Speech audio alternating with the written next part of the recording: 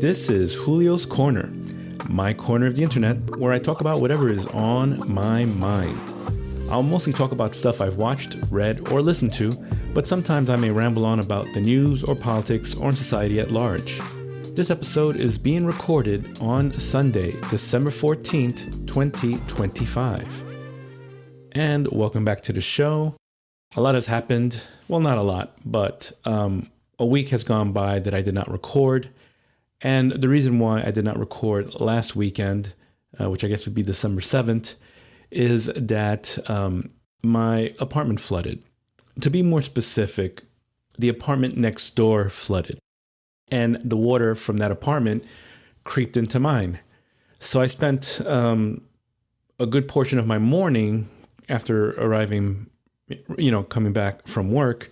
I spent a good portion of the morning cleaning up and drying up my bedroom closet, the hallway outside my bedroom, and the bathroom area. And yeah, so that took up most of my Saturday morning. And so I slept later than normal. So I woke up later than normal. And that pushed back everything else that I was planning to do last weekend. And so, yeah, no recording of my podcast was done. So we're back a week after the fact. Thankfully, it was a one-time thing. I hope it'll stay that way and there'll be no repeat offense from the apartment next door. So this episode is going to be unscripted for the most part. I have my bullet points. And also, there isn't really a lot to script, so to speak. At least, well, regardless, this is a non-scripted episode. It's just going to be me rambling per normal. The previous two episodes that were scripted were fun, but shorter than my normal ramble. So I got to find a balance between the two formats, so to speak. I need to figure out what's better for me. Anyways, so the past few weeks, or well, mostly this week that passed, I've been mostly reading manga and watching some anime based on the mangas that I've been reading. I go through these, I'll call them seasons, where I decide to switch it up, my media content. I don't even remember what I watched previously. Obviously, there's these shows that are currently airing on television, Watson, Sheriff Country, and Boston Blue, and a few others. Well, a couple of them are on hiatus now because of the holidays or whatever. And so those aside, there's a K-drama that's on the back burner. I just haven't gone back to it. There's this Revolution documentary by Ken Burns. I'm currently on the second episode. Oh yeah, McGray. I watched McGray before this, and I finished that season. I was watching this werewolf show called Bidden, and I watched the first two seasons. There's only one more left, but for whatever reason, I just decided, okay, I'm taking a break. Also, it's Christmas holidays now, so I'm more inclined to want to watch some Christmas movies. I saw a few of those, but a lot of them, I don't want to watch some classics because, I've seen them. I was trying to find some newer content, but most of these Hallmark Christmas movies are not that good. There is this Hallmark show / movie franchise called The Good Witch. I am checking that out. I did watch the first two movies of those, which are okay. They're not great. The actress is cute, so I'm watching it mostly for her because she's pretty. Catherine Bell's her name. But that aside, I've been the YouTube algorithm has been showing me some trailers for different animes that piqued my interest, and I like to go to the source first. So I go to the mangas, and then I've speed read through them. And so now I'm on hiatus with them. So I put them on my manga database of mangas that I sped read through that aren't complete, so I'm just keeping track of the last chapter I read and whatnot. So yeah, so the ones I'm currently reading is Reincarnation as a Sword, and this other one called Tsukimichi Moonlit Fantasy. I think that's what it's called, Tsukimichi Moonlit Fantasy, which they're both isekais. That seems to be the genre that I'm mostly into, anime wise and manga wise. So yeah, I'm into that. And there were a couple that I sped ran through. One was called Jack of All Trades, Master of None. And what was the other one? I go through so many that something about an aristocratic born in another world or something like that. So I'm in the middle of Tsukimichi Moonlit Fantasy and Reincarnation as a Sword. Those are the two current ones that I'm reading at the moment. But anyways, let's get to the meat and potatoes of the show. We're going to talk about Watson. I mentioned this a few episodes back, how it is it's sort of, a reimagining of a character from the Sherlock Holmes universe, but it seemed to be more like House MD because Watson is a doctor and he's not really trying to solve murder mysteries or anything like that, which is generally Sherlock's purview. So I did watch the first season. I watched all of it, and it was like 13 episodes, and I'm currently on the second season, which is airing on CBS right now. I think it's up to episode 8 at the moment. And yeah, it is definitely more of a House MD copy with a veneer of Sherlock Holmes familiarity. Meaning, you have Sherlock Holmes, you have Watson, John Watson, Mycroft, this female that was Sherlock's love interest. I forget her name. Yeah, the name escapes me. And then, of course, some new characters that were created specifically for this show, where Watson has this clinic, this foundation, funded by Sherlock Holmes's money that he left in his will, because he faked his death, and they try to solve like these unsolvable medical cases, basically. Which is why they're right above or next or in the same building that runs a hospital that is managed by Watson's ex-wife.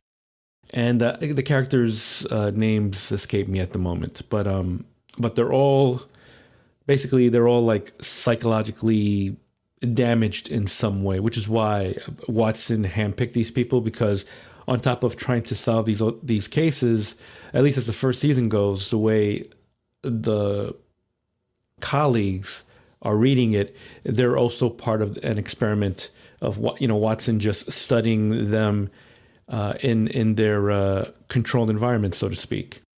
So you have these twins played by two different actors, but I guess they're using like CGI or whatever to make the other actor look exactly like the other one, the main one, so to speak. And so one suffers from severe depression. The other one suffers from alcoholism, but he's now sober. And he's so the one that suffers from severe depression is an actual I forget what his specialty is now that I'm drawing a blank now. But he's basically into more serious medicine. I think immunology is what is his thing. And then you have the twin who's more into like general medicine, general practice. Then you have this sociopath who's a neurologist. And she was originally hired in the first season because Watson was suffering from brain damage. And the whole first season was him, medically administering a cocktail of drugs to help manage his brain damage symptoms so he can continue working when he should be instead resting and recovering. He's basically trying to speed run his recovery with all these medications that he prescribes to himself through someone else. And of course, at the time, in the first season, you had Moriarty. That's the Sherlock connection. He decides to fuck around with Watson by blackmailing one of his colleagues, Shinwell, to switch his medications with other medications to mess with his brain or whatever. Which was weird because they never clarify what the end goal was. Was the end goal just to mess with his brain? Because so the medications that he switched it with was like hallucin. Wow, I can't speak. Were hallucinogenic. So they were making him hallucinate and have him have mood swings. And then there was another one that was messing with his blood pressure, I think. And then of course Moriarty started blackmailing the sociopath / neurologist to destroy his collection of his cultures. I don't know. I don't know medical terms, but I think they were like culture cells. His cultures, which could be used to fight different ailments. So you have the twins, you have the sociopath, and then you have this Asian girl who was adopted by a family in Texas. So she has or Georgia, I think it was Texas, somewhere in the South. So she has like a Southern accent. So naturally, she has, I guess, abandonment issues. So she's always trying to please.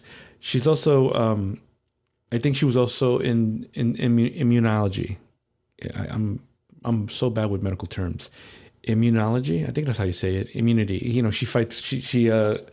She's involved with the immunity system, the immune system. So I think it's immunology. Anyways, so the way the first season eventually ends, one of the actually both twins get poisoned in a way, because it was attacking their genetic code. And it was actually only one of them was targeted because apparently Moriarty did not realize that there was a twin brother. So it was just double the fun. By attacking one, it affected the other because they're twins. They're genetic twins, identical. So they both got affected with the same thing. And the cultures that would have saved them were obviously destroyed by the sociopath because she was blackmailed into doing it, not realizing that they would be needed to save those two guys. And so anyway, in the end of the first season, once the sociopath finally confesses to what her, because she felt guilty, obviously, when she saw that now both twins were dying and it's her fault. She decided she came clean with Watson. And so Watson, now knowing that Moriarty was involved with all this, he gets him infected with the same tactic, attacking his genetic code, because that's what in this show Watson's a geneticist. He's a geneticist, and I forget what other specialty, but yeah, he's all about the DNA, your genetic code, and so he was able to use that against him. And in order for Moriarty to be healed, you're going to have to give him, if you want the antidote for you, then you're going to have to give him the antidote for the twins. And so that's how the first season ended. And of course, he ended up not healing Moriarty, so he killed him. So he went against his Hippocratic oath of do not harm. And the reason being is because Moriarty kept causing harm to him and his company, his co-workers. And of course, he killed Sherlock because that's what he believed, that Sherlock was murdered by Moriarty. So he had more than ample reasons to just let him die. And of course, there would be no way to trace it to him because he died of a disease, even though it was genetically engineered by Watson, in the same manner that Moriarty did the same to the twins. So anyways, he dies. The second season begins with the sociopath now being because of what she did, she quit the job, or she was forced to resign, I forget. And she joined a psychology group of fellow sociopaths, basically. The twins, of course, are trying to make life better, trying to, get past that trauma. One of them got it worse than the other, suffered worse, so he has to walk with a cane.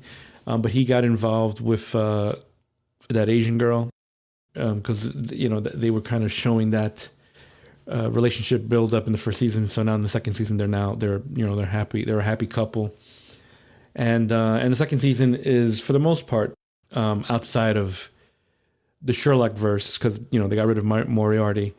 And Mycroft showed up for a few episodes, threatening to close down the Watson Foundation, because he suspects that his brother is in fact alive and is ruining his company. Because in his will, on top of giving the foundation to Watson for his brother Mycroft, he gave him this medical formula, but he actually, it was basically not a Trojan horse, but it was basically like a time bomb, because whatever the drug was, the drug formula that he gave Mycroft, it wasn't a stable one or whatever, and it, after like 3 months of circulation or whatever, it just started going bad or whatever, and so that's affecting obviously his stock value and the company itself. So then so Mycroft started threatening Watson with taking away the foundation because he's Holmes, and outside of even though his brother willed the foundation to Watson, somehow legally he can still take control of it because he's the living relative. So outside of that little subplot that they stop, that there doesn't seem to be a conclusion. They just ignored it the past few episodes and just continued with these medical stories. Outside of that, it's pretty much just a medical show with these weird situations. The last one actually was kind of AI based, because there was this kid who basically, the AI psychosis thing that's going around in the news and social media. Apparently, young kids developing these relationships with these chatbots, these AI chatbots, to the point where some of them are committing suicide or self-harming themselves or whatever. So in this episode, the last one, there was this kid with autism who had this AI that was making him do bad decisions. The first one wasn't so bad. It was to convince him to confess to this girl that was his lab partner in high school, his chem lab partner. And of course, she is not into him at all. She's just a friend. But the chatbot was convincing the kid that no, if you were reading the signs correctly, she's in fact into you. So you're actually gonna score with this grand gesture, asking her to the prom. And of course, it blew up in his face. And then, but whatever, a little embarrassment. But then the AI was convincing him that there's something insidious going on in that girl's household. So you need to prove it. And if you prove it, that the father's, doing something bad to her or whatever, you'll be the hero, and then you'll win her over that way. So he went to their house again in like the middle of the night, looking through their garbage. And of course the father comes out and chases him away. So as he runs into the street, he gets hit by a moving car, because he wasn't looking, and he's in the hospital healing or whatever, but he's suffering from this whole AI psychosis, because even though logically he understands that this is not a real thing, he still is letting it influence his decisions. But outside of that, Watson started asking him like why did he go there and whatnot. And the kid explained his observations about how he noticed that the girl's walking, her gait changed. So he felt like something was like he was thinking that maybe she was being abused physically or whatever. So Watson sends, 2 coworkers to their house, and that girl starts she faints in front of them, and it turns out her brain is hemorrhaging because she's part of the cheerleader squad of the school, and apparently she had a head injury during one of the practices, and they didn't think much of it, but in reality her brain was hemorrhaging, and so they needed to resolve it. But then, of course, on top of that, there was this other weird syndrome that she was suffering from that was genetic, that was discovered later in the show. So, it's still a very crazy diagnosis, like House MD based show, with just the Watson Sherlock branding. I still find the show interesting because the characters themselves are interesting enough that I'm invested to continue watching it. Some people find Morris Chestnut's portrayal of Watson to be unsympathetic or something, like they think he's too arrogant or whatnot. I don't quite see it that way. He just seems very very medical focused, and he doesn't really come off as too. He definitely doesn't come off as arrogant at all.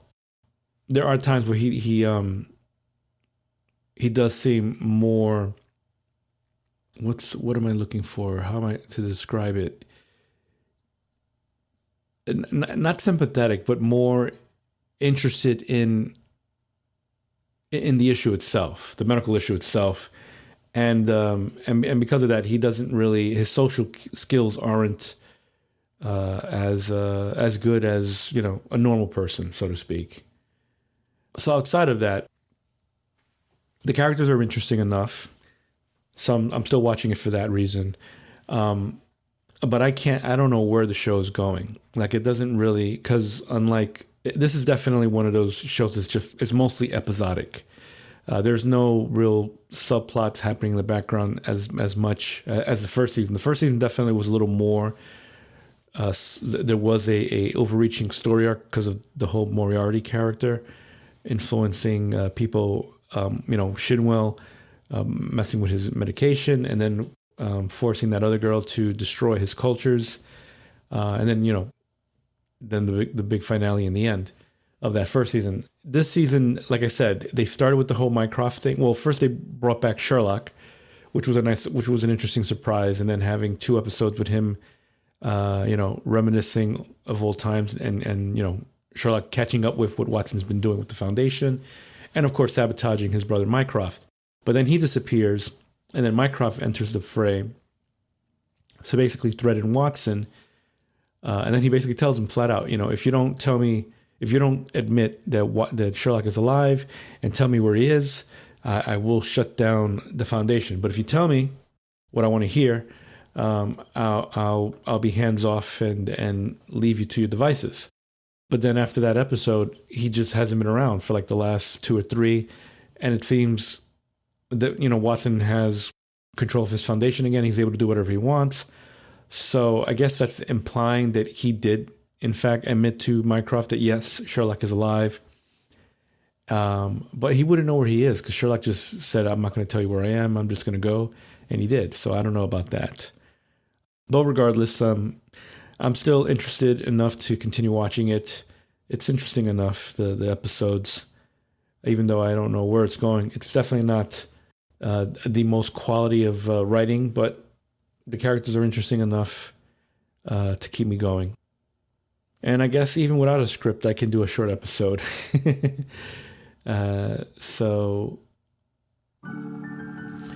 that wraps up the show. If you are watching this on YouTube, don't forget to like, comment, and subscribe. If you have any questions, comments, or any thoughts you'd like to share, you can reach me by clicking on the Contact Me link in the show notes.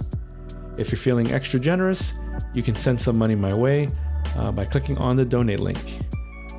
This show is licensed under a Creative Commons Attribution 4.0 International License. This means you can share the episode, remix it, do whatever you want. Just say where you got it from. And as always, thank you for listening.